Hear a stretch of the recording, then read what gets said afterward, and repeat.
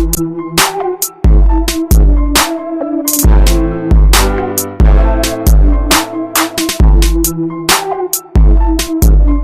morning, good afternoon. No, of course it isn't. It's using the proper procedures of the Conservative Party when the policy that has come forward does not meet what we promised our voters. The Conservative Party referendum, on which almost all Conservative MPs stood, said specifically that we would leave the customs union. It did not have any small print saying, oh, unless we decide to have a backstop that is a permanent customs union that is harder to leave than leaving the European Union under Article 50. I think a coup is when Delivered nothing.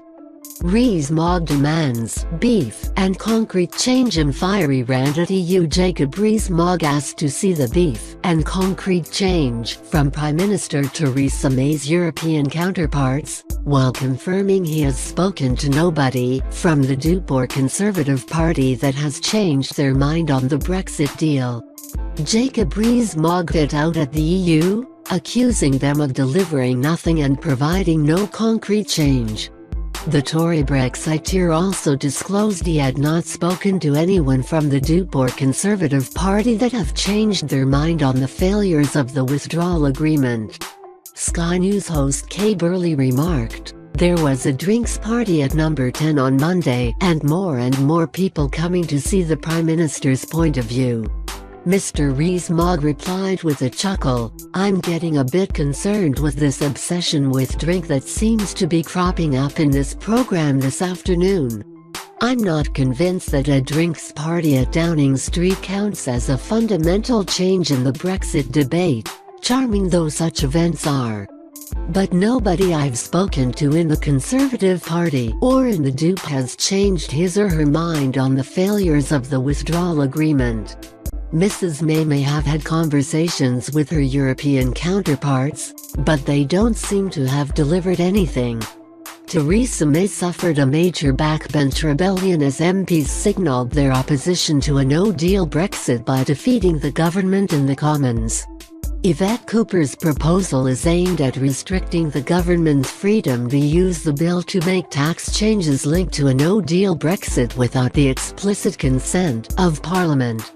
Instead, the powers in the bill could only come into force if the Commons has approved a Brexit deal, if the government seeks to extend Article 50, or the Commons has approved leaving the EU without a Brexit deal. It was supported by 303 votes to 296, a majority of 7, despite 3 Labour MPs rebelling to oppose it. Labour leader Jeremy Corbyn, as the next vote began, turned and applauded Miss Cooper, also giving a thumbs up. Treasury Minister Robert Jenrick had urged MPs to reject Miss Cooper's and said the government was seeking to provide certainty to taxpayers via the bill.